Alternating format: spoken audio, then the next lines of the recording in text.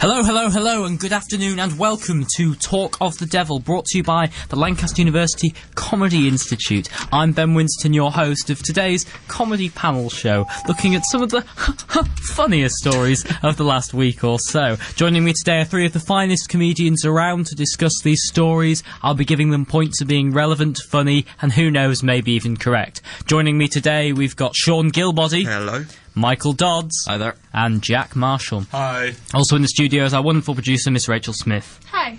Fantastic. Okay, guys, so what have we been up to over the last week? It's been Eurovision. Did anyone of you watch Eurovision? Yeah.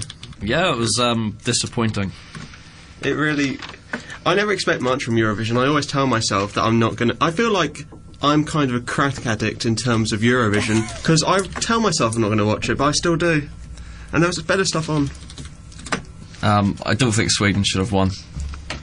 I think that, you know, whenever we live in a sad world, wherever some lip syncing over a okay song will beat some Russian nuns, elderly Russian nuns with a dancing oven. That's incredible, and they lost. I stand by the fact the oven didn't dance. It did dance. It just stood there. As far as it, oh, right, okay. As far as ovens dancing goes, it was a good effort. It's up there. Sorry, I'm incredibly bitter about this. I mean, it wasn't crazy enough either. When when they get people from different countries to announce the results for the countries, they had the frontman from Lordy doing it for those guys, and well, he was probably more extreme than a lot of the acts. Yeah, he was more fun as well. Like, he was genuinely funny. He was getting into it. He called everyone. He said, "We're going to give these points to our," and he said the same thing for all three. Games, or the hardest guy. It was funny when he did it with the nuns, and then it was just like, get on with it. But even that was more extreme. I think the closest the actual acts got to being as extreme was the Turkish boat people. Oh, I love that. Oh, they got a boat. I should say I didn't watch Eurovision. Oh. So when you say Turkish boat people, are we talking about people who are part boat, part person? Well, I'll explain it. The Turkish act had this whatever song happening. It was called "Love Me Back" or something. But the backing dancers all had like either a black cape, sort of, which they were dancing with, kind of like Batman, and there was one with a white cape. And I didn't actually realise what it is they were doing until Graham Norton pointed it out to me. But they kind of made like a black hull of the boat, and then one of them used their white cape to form the sail. And there was something to do with the boats in the song, I'm not really sure, but that's pretty lame for a Turkish. The irony is, Turkey's landlocked. It's not... It is, I'm pretty sure it is. I'm going to disagree. I'm going to disagree with that as well. And also, even if it was, I'm not sure that would be ironic. Anyway. Let's not discuss the finer definitions of irony. Everyone trips up on that. So we've got, let's move on to our first round, which is called Quotation Investigation. I'm going to give our contestants a quotation from the last week or so of news. All they have to do is simply guess who said it. So, quotation number 1. Someone asked if I could pick how I would die, it would be in bed with my Welsh woman. Who do we think said that? Michael Douglas. It's not Michael Douglas. It's worth a try. Michael Douglas is always worth a try. Welsh. I love the way he said Welsh woman as opposed to wife or girlfriend. It's like their major characteristic is that she's Welsh and a woman. Doesn't matter that you're married to her or whatever. I find it odd that you'd have to point out that she is Welsh rather than beautiful. Or you know what I mean? So, maybe he's got a woman from every country. Oh, right, so was it Hugh Hefner? It's not Hugh Hefner. Is his Welsh woman his favourite woman? I can't say one way or the other about Hugh Hefner's personal tastes about Welsh women. Other Playboys are available. Yep. Right. Just shall we have it again? Someone asked if I could pick how I could die. It would be in bed with my Welsh woman. I don't know. Who's married to a Welsh person? Welsh. A lot of Welsh people are married. No, I mean, who's married to a Welsh woman? Who's famous? Can I just ask, is it a celebrity? It is a celebrity, yes. You'll definitely know who this person is. Is it Tom Jones? It's not Tom Jones. That was a good guess. Okay, if I give you a clue, if I said they were integral in ending sort of German divisions, not like divisions of the German army, like okay, divisiveness in Germany. Oh, so something to do with the Berlin Wall. Yes, it is. David Hasselhoff. It is David Hasselhoff. No. David Hasselhoff has revealed what no one wanted to know. He declared he doesn't need Viagra to satisfy his Welsh girlfriend Hayley Roberts, who's 28 years younger than him. In a rant about his sex life with the former shop assistant, the ex-Baywatch star bragged, "The sex is beyond belief." Oh, Hoff.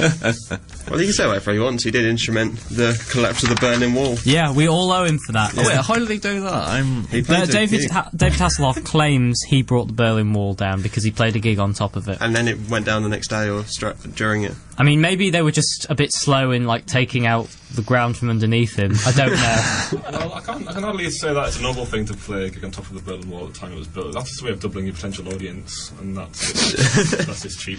Other walls are available, of course. Alright, second quotation. He's like, ready to be tucked. I'm like, yes I am.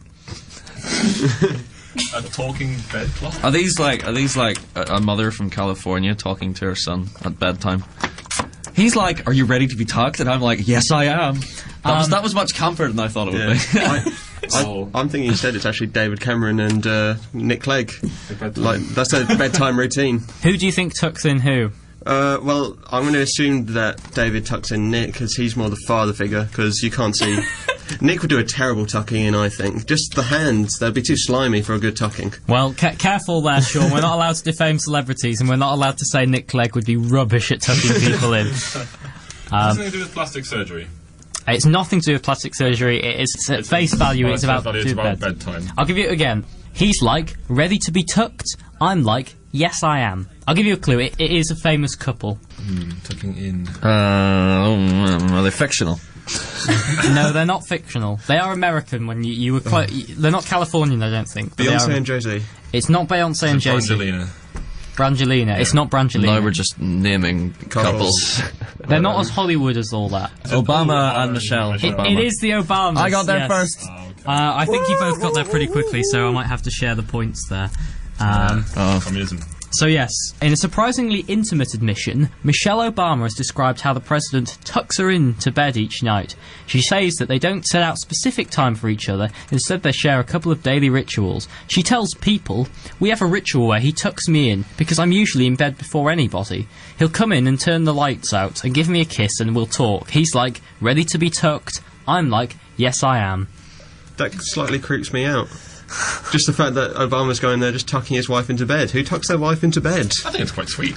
Well, I don't know. I find it creepy because it implies they don't share a bed. It's like he tucks her in. To be fair, and goes though, to the presidential bed. It's not like the president can have a bedtime. I don't know, I guess they do. I think, apart from... They must live really, really structured lives. Yeah. That's part of the job. Revelation of the day. I also like Michelle's claim that she goes to bed before anybody. Like, in the world. And it's like, the bedtime starts when Michelle Obama gets into bed, and then other people can start It's going. quite an arrogant thing to say that you, like, declare the world's bedtime. Yes, it is, but... What can you say? I like to think that Obama sort of thinks that when he's about to sort of win a sort of debate, that he knows he's got a good... Say, like when he was in the presidential debates with John McCain in 2008, when he was pretty... It was pretty obvious to everyone that McCain wasn't going to be winning that argument at all. He was pretty foolish. I bet, like, when Obama was smiling, like, smugly, he was thinking to himself, "You're about to be tucked, mate." Fantastic. Okay, we'll move on to the final quotation of this round. I'd break into a building at the end of the mall that's covered in vines. No one will tell me what it's used for, so I'd finally find out. It's like the second finding of Narnia. That's not a person. Oh, okay. No, Is that... Can I hear the quote again? Okay. The end of the what? I'd break into a building at the end of the mall that's covered in vines. No one will tell me what it's used for, so I'd finally find out. Okay, so somebody who works or is associated with this building, otherwise it wouldn't bug him enough, or her, to bother investigating. So that's my first narrowing down. Maybe it's just like this standard office place with this really creepy wellness room. It's just like, we don't use the room past the vibes. I'd like to think it's the Queen and Prince Charles at Buckingham Palace. Like, there's one section which is just full of ghosts. It's just no one. This is, I don't know. It's a room that they never use, so it's just become covered in vines. So they keep all the dead Bulbasaurs that they experiment on. Any other ideas? Do you want to hear it again? One more time. I'd break into a building at the end of the mall that's covered in vines. No one will tell me what it's used for, so I'd finally find out. Is it an Oompa Loompa at Willy Wonka's chocolate factory? As in vines, they're like the sweets that vines, you know what I mean? Licorice vines, yeah. Well, I'm going to need a specific name for that Oompa Loompa, Sean. Steve. Oh, it's not Steve the Oompa Loompa. I like the idea of a sort of rogue Oompa Loompa because they seem to live sort of very, very hollow lives. They're just sort of, I don't know, little orange slaves. There's quite a horrible post-colonial thing, because originally they weren't orange. They were meant to be from sort of deepest, darkest Africa, and Willy Wonka effectively found them, enslaved them, and then just bribes them with goodness, chocolate. Yeah, it's quite horrific. I thought better of you, rolled tough. That's why they've all got stunted growth, just because they have not needed enough nourishment. It's not that they're short; it's just rickets because they don't get enough vitamins. Okay, so do we have any ideas who said this? No idea. Okay. It's Philip Schofield. Philip Schofield said, I'd break into a building at the end of the mall that's covered in vines. No one would tell me what it's used for, so I'd finally find out. This was in an interview with the Daily Mail when Philip Schofield was asked what his priority activity would be if he was invisible for a day. That's what he'd do. That's possibly the most unfair question we've ever had on this show. I think Philip Schofield can turn invisible. I think that's how they managed to make that show the cube work so well. It just seems to be it just pushes everything quickly. Well, so it's like, now enter the cube, and I will be entering you whilst invisible, throwing things at you. If you get hit by any of them, you're out. Alright, fantastic. In that case, we'll move on to our second round. Funny because it's true. So, in this round I'm going to give our contestants 3 news stories, 2 of which are completely made up by me and my wonderful writing team. One of them is a genuine news story of the past week or so. So, guys, have you got your thinking caps on? You ready to be analytical? Sherlock Holmesian? Jack's literally putting on his cycle helmet. I don't think it's his cycle helmet, but that's good. Jack, I love it when you do visual humour on radio. So, story number 1. Strangers in a fight. It's been revealed this week that the King of Swing, Frank Sinatra, was almost disturbed from his final resting place after a court battle was fought for the possession of the lighter that he was buried with. Old Blue Eyes was famously buried with his lighter and a pack of his favourite cigarettes, but shortly after the legend's demise there was a legal dispute over ownership of the lighter. Several parties lay claim to the item, and one particularly money-hungry colleague even demanded Mr. Sinatra be dug up to retrieve the lighter. The case eventually ruled in favour of Sinatra's estate. What do we think to that? When did Sinatra die? I think it was in the late 90s. Okay. I don't think that story's true. Right, we'll move on then. Why would someone wait this long to lay claim to a lighter? What's the significance? Oh no, sorry, it's the court battle's been revealed. So it was a private court battle and it's been revealed. Okay, so this happened around the time... It happened very shortly after he died. Okay. I think it's just weird enough that someone goes to court over a lighter. Well, it'd be so much money though, wouldn't it? It's Sinatra. Yeah, but... Collectors love this kind of thing. Right, who wanted to claim the lighter? That's a good question. It's not available to us. I don't have it here with me. I think it was mainly people he worked with. His family were pretty against the idea. It was people with fairly tenuous links, as far as I can gather. Yeah. It's perfectly plausible. Let me put it to you this way. Would any of you be willing to grave rob for money? You assume I haven't already. What did you steal, Sean? I just stole bones, really, generally, so I could recreate myself in future times.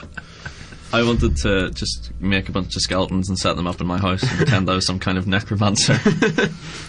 I think that when Sean's trying to find bones, he sort of sifts through them and sort of puts them against his various arms and legs. It's not quite. He just chucks a lot of them. It is really annoying. The number of graves that I've dug, I can't tell you about it. If you want some tips, you should try and scope out what the person looked like when they were alive to see if their bone structure would match what you're looking for. It would probably save a lot of digging time. I'm going to try that next time. Although, I don't know. I still need to find my right arm. I still have only got bits and bobs of it.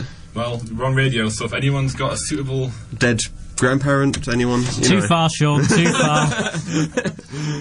I don't know, I can't really think that I would want to be... I know he was buried, but I don't think that... If I was buried with something, I can't imagine that people would want to take it away. But he was buried with the lighter, obviously, a pack of his favourite cigarettes, a roll of dimes, it said, so he could call his loved ones from the next life, which, even if that were physically possible, would be terrifying. Yeah. If you just got a phone call going...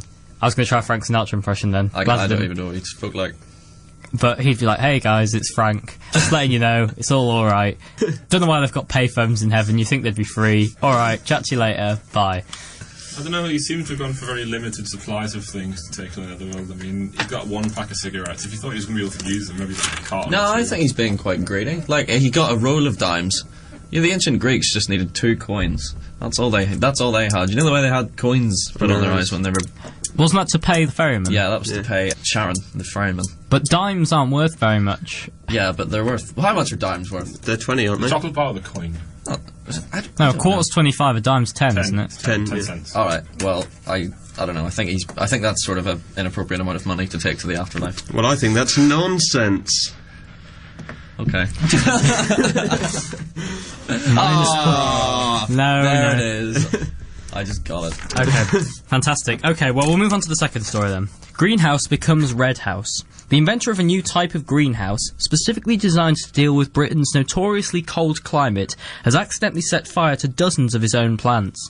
The greenhouse, which uses a special combination of materials to amplify any heat that enters, became a furnace when the current spate of hot weather came. Its inventor, Mr. James Andrews, was shocked to discover his favourite tomatoes plants ablaze during a sunbathing session. I assume that refers to him sunbathing, not the tomatoes. It's thought that this will harm Mr. Matthews' claim to a patent for his greenhouse. I'm sorry, no one can be that stupid, can they? I mean, I know it was cold a couple of weeks ago, but it does eventually warm up. This isn't like Game of Thrones where there's like 3 years of winter and then suddenly there's summer for like next 10 years, so it doesn't make sense. Although it seems like it in the minute, to be honest. Yeah, it's boring. No, weather. I don't know, once again, I don't think it's that plausible. I just think it's a bit too stupid. I don't think anyone would just cause so much heat in their greenhouse that it actually caught a blaze. It could happen, but I don't think it's newsworthy. Have you ever been in a greenhouse, though? They get pretty hot. They do get pretty hot, but hot enough to set plants on fire? Like a magnifying glass kind of effect. I guess so. I mean, he did build it himself, remember? So, yeah, I can believe that shoddy engineering, hot weather, recipe for burnt tomatoes. I just really like the idea of sunbathing tomatoes. Because they don't sunbathe, because if they do, they become dried and then get put on pizzas. Is that the worst fate for a tomato, Michael? Yeah, it is. They would never sunbathe because they don't want to end up on a pizza of all Yeah, well, places. think about it. Sun-dried tomatoes end up on pizza. So do normal tomatoes, though. Yeah, well, okay. And tomato puree. Okay, Mr. Chef. If anything, he's Mr. Tomato, not Mr. Chef. I don't think of any tomato-based products that don't generally wind up on pizza. Tomato juice. Ketchup. I know people who have ketchup Yeah, with I pizzas. don't think that's I disgusting. know people have mayonnaise on I don't pizzas. count them as people. I have mean, mayonnaise on a So pizza. sort of yes. tomato nirvana is to be in like a glass of Tom juice or something. Actually, I mean, to go and fly the fist of what Michael said, I think both stories are very plausible. That's what's worrying me. They both seem quite tightly put together. Okay, so Michael's cynical about both. Jack, you're quite open about both. Sean, how do you feel? Well, the idea of the game is that they're both silly and cynical, so I'm going to go with both.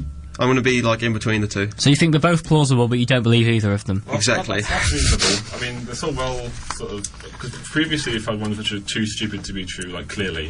These ones seem too sensible, like they're trying to, like, overcompensate by making them quite sensible. Okay, well, let's see what you think make of the final one. 3 lines on the shirt. David Baddiel to take drugs live on TV. Comedian David Baddiel is to take Class A drugs live on telly as part of a scientific study for a new show. The 3 lines on a shirt style will sample the substance MDMA, often known as Mandy, and then discuss how he is feeling. David, 47, and other celebs are taking part in the Channel 4 series Drug Live, which aims to explore the effects of MDMA has on the brain. The show, hosted by newsman Jon Snow and Embarrassing Bodies presenter Dr. Christian Jessen, will feature a 90-minute debate on the subject. How do we feel about that? Is this legally possible? They're doing it in some sort of foreign country. As far as I gather, they've got some sort of legal exemption to it. Jon Snow is the perfect presenter, just because his last name is another name for a certain drug. I like how this... I don't think this is it. This isn't Snow's a new not a thing. drug, Sean. It's just stuff that falls on the ground, yeah. It may be a lot of fun, but it's perfectly safe. Have you ever snorted it? Yes. Oh, well, was- I did not expect that. I would describe the effect as cold. Well, it's left you cold-hearted, Ben, that's what I'm saying. I don't think that this is a new idea, that people like watching people take drugs on television. I'm pretty sure that's been done before. Well, there was that show called Cold Turkey where they basically locked people in their room for 3 days, so... Yeah, but it wasn't that exciting though. It was just sort of, I'm feeling a bit strange. Oh, I'm alright now. I thought that was just about, like, what to cook on Boxing Day. No? Alright. I'm taking points away from myself for that one. That was terrible. Alright, so what do we think to that? So is there some sort of interactive element where people phone in? Well, asking David what he thinks. Like, can you see any sheep? I'm thinking, like, that they ring in to sort of egg him on to do more. Like, how much should he do? Well, so it's like, if you think David should Or- double the amount of MDMA he's taking, text in to message 1. Or they have to answer quiz questions, and the more they get right, the more he has to take. Who has to answer quiz questions? David. The entire There's a country. phone in, like Surely there's sort of a snowball effect there, because hang on, if he gets them wrong, he has to take more if he gets them right. No, if they get the questions right, they're forced to take more. Until they I'll overdose. just that, 'cause they could just deliberately get them wrong. I reckon if they get them wrong, they have to take more, because there's a snowball effect there, where eventually they're just so out of their faces that they can't possibly answer anything. It's just like, you got it wrong, more drugs for you. So you want to kill him slowly on live TV, basically? That's not what I'm implying. But yes. Of course, that's not what we're implying. Hang on, No, of are you course not. mistaken here? Isn't this just like Padilla and Skidderman plan? This is how they actually get through that time, They take MDMA. or something of that nature. Okay. Why? Information. Why David Baddiel? It's just a random name. Where's Skinner? Yeah. Oh, he's a dad now. To be fair.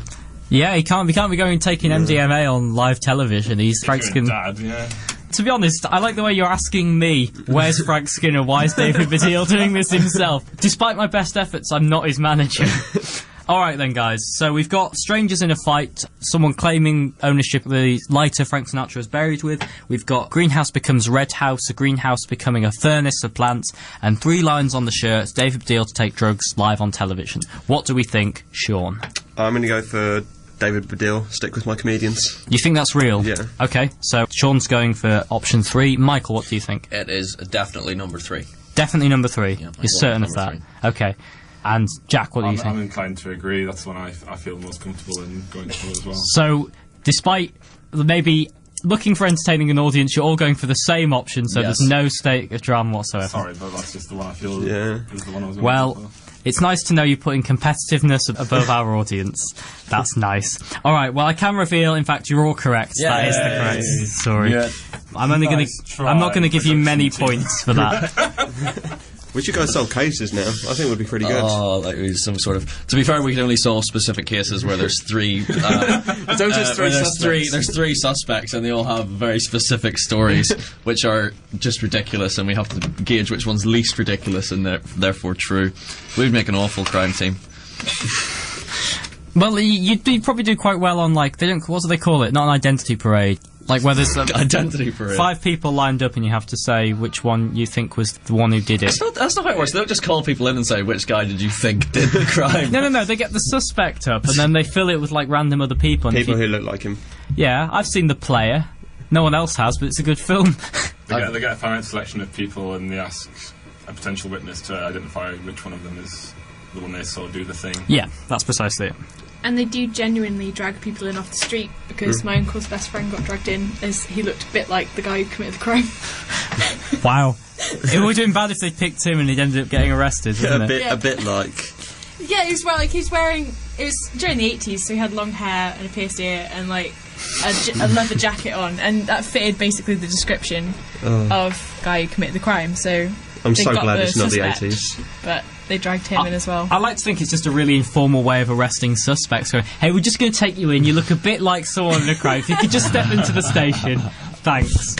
Okay then, so we're going to go over to some comments we've got. So we've got the one message in from Unknown, which says, this is to our panellists, what outfits/gimmicks would you suggest for next year's Eurovision entry in a bid to get us better than penultimate place? Well, Jedward did better, much to my resentment. They did better than the UK. And they were dressed like Flash Gordon, each of them.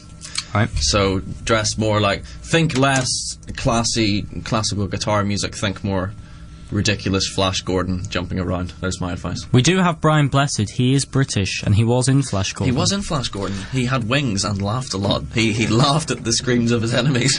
I think that's just Brian Blessed in general.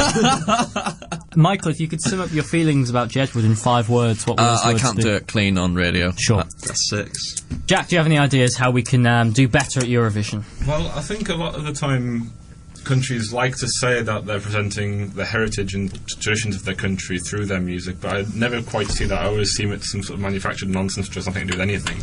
So we should just try and convince the entire world that we still use steam-powered instruments and just create the most ridiculous cacophony of nonsense and just play those instruments on the stage and just say those traditional things. See how much we can get away with. A cacophony of nonsense. Yeah. Sean, any ideas from you? Well, the listener suggested dressing up. I'm going to suggest dressing down. Let's just get naked on this thing. Fantastic. Alright, in that case then, we shall move on to round 3, Nick Clegg's Scheme of the Week. In this round we try and give Nick Clegg an opportunity to get back at David Cameron, maybe the Tory government as a whole, and try and save us from being condemned. So, our panellists simply have to come up with a scheme that Nick Clegg can use to somehow get back on top. So, guys, any ideas? Okay, I've got one. Using the little remaining political sort of swing that he's got left, Nick Clegg should covertly enter David Cameron into every Olympic team in London this year. And then, as he does badly, because he obviously will compared to like proper athletes and these things, he needs to make like cheap puns associated with the sports that he's failing at. So it's like when he fails at diving, it'd be like, oh, looks like he's diving responsibilities once again. Or when he fails at synchronised swimming, it's like, oh, he's not in sync with the British public clearly. Or like when he fails at the relay, it's like, well, he's clearly not relaying all this key information to the party. Just keep on doing that, and that'll be enough. I'll give you, if you can get 2 more, I'll give you an extra, if you can get 2 more, I'll give you an extra point, Jack. Okay, yeah, the high jump, it was like, oh yeah, well, when he says jump, I have to say how high. So this is me getting my own back. He really missed the bar there. Very good. Alright, Michael or Sean, any ideas on how Nick Clegg can get back at David Cameron, or Davy C, as I like to call him? First of all, Nick Clegg needs to buy a book by Jamie Oliver. This is going somewhere. And he needs to learn how to make ice cream. And because the weather's been does Jamie Oliver hold the secret to ice cream? Yes, he does. Okay. He's sort of a wizard. And then he needs to make lots and lots of ice cream laced with vodka. And because it's such a hot day, or it will be at some point in the future, you need to get David Cameron out there, and you need to go, oh, do you want an ice cream, Dave? And just keep giving him ice cream until he passes out, right? And then you just leave him in the sun to burn, right? Now, he's going to be sunburnt, and he's going to be like, oh man, I'm going to have a big red face when I do Prime Minister's question times.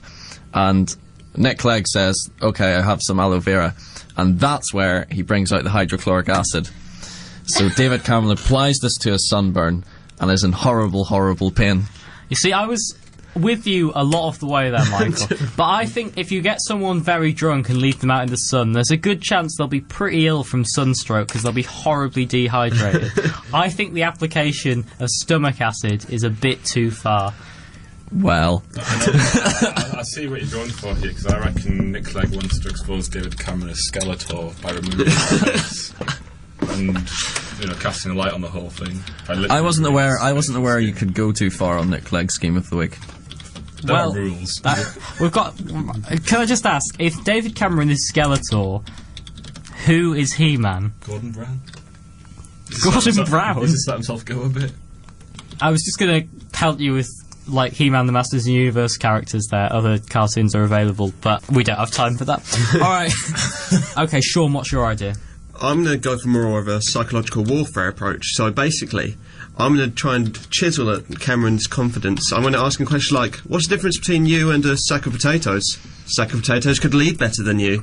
What's the difference between you and a sack of potatoes? A sack of potatoes has a better figure than you. And then slowly, as this goes on, I'll leave sacks of potatoes in his bedroom. He will go crazy. I will then employ a very small man to hide in said sack of potatoes and follow him wherever he goes, therefore meaning that David Cameron will consistently have problems and therefore have to resign. I don't see where the little man figures in. Well, basically, David Cameron in his mind will believing that a random sack of potatoes is following him everywhere. Oh, right, so he doesn't get out of the potatoes? No, he has to stay in the potato bag. What happens when the little man in a potato bag runs out of potatoes and starves? Oh, he can choose bags every day. David Cameron does sleep. And he can bring a packed lunch, but I'm going to advise him to eat the potatoes, because they will probably suffocate him if he stays in there too long. Well, I'm torn between Sean and Jack at this point. I'm going to go with Jack, because I like the image of David Cameron competing at the Olympics more. So, well done to Jack there. And we now move on to our final round, Headline Deadlines. So in this round, I'm going to give our contestants a headline with a key word or phrase omitted from it. They have to simply fill it in. And in case you're wondering, this is nothing like Have I Got News For You. So, headline first. Let's try and keep this quick fire. Extra points if you're quick. Record for most what in the air? Hydrogen particles. Hydrogen particles. It's not hydrogen particles. Blueness. Balloonists. Blueness. Blueness. Blueness. Juggling balls. Balloonists. No, blueness. Oh, blueness. It's not juggling balls, but you're closest yet, Jack. Okay. So Airplanes. It's not... Juggling balls aren't that much like Skittles, airplanes. like knives. Juggling chainsaws. Chainsaws. What? How did you juggle chainsaws? Have you never seen a man juggle chainsaws / fire? Eddie Izzard used to do that. Alright. Just saying. No, you're close with beach balls. I don't know how... Wait, juggling balls. Yeah, that's what I said. Beach balls. It's beach balls, yes. What? Yes, I accidentally said the answer there. Yes. Legoland breaks world record for most beach balls in the air at once. Legoland Florida has opened its new water park with a splash with a world record attempt for the highest number of beach balls in the air at the same time. Next. Police officer accused of breaking into neighbour's house to do what? Smoke. It's not smoke. Investigate. It's not investigate, no. Watch Taggart. It's not watch Taggart. Police officer accused of breaking into neighbour's house to do what? It's not dishes, but that's the closest yet, Jack. Vacuum. Cleaning. It's not vacuum, it's not... Dusting. Cleaning's Make the bed. close. Make the bed. Not make the bed. To cover up the dead body. Not cover up the dead body. Dust. Polish. Scrub. Do the ironing. Throw me a bone here. Do the ironing's even closer. Do the washing up. Oh, no, we had that. Do the laundry. Laundry! Oh, no! It's do the laundry. Very good, Jack. Yes, a Pennsylvanian I'm officer... sticking to trying to poach my ideas. I was the one. Hey, I did not try to poach your ideas at all, sir. I just wait for a good suggestion and say the next thing that comes into my head. Pennsylvanian police officer Jason Rocco is accused of breaking into his neighbour's house through the back door before unloading his dirty washing. There's no innuendo there. Next. There totally is. Anyway. What or who get their own egg? The Who. It's not the Who. The winners of Eurovision. It's not the winners of Sounds Europe. like Janet They Jackson. might do, but that's not the one I've got on the card, Jack. They get their own egg. Pregnant woman. What? That I'm thinking of eggs in Over. terms of... to stop Make- there. Nick Clegg gets his own egg. It's not Nick Clegg gets... Again, like, I'm not claiming exclusivity. Like, I'm not saying only one group of people or whatever get their own egg. Colonel Sanders. Colonel Sanders get their own egg. It's just like sort of Unless you mean, like, Sanders specifically used for sanding kernels get their own egg. That's the only way that could make grammatical It's sense. essentially like an egg or something, not like a Fabergé egg or something like that. It's a literal egg. Although a Fabergé egg is still an egg. Chickens. It's not chickens. Ocean's 12 people. You know where they steal the egg. The Get your own egg, said the people who owned it.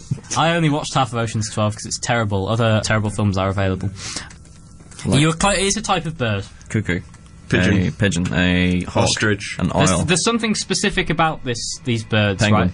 It is penguins, but I'm not going to. I'll give you 1 Emperor point for penguin. that. But there's something special about these penguins and why it's a big deal that they're getting their own egg. What does an egg lead to?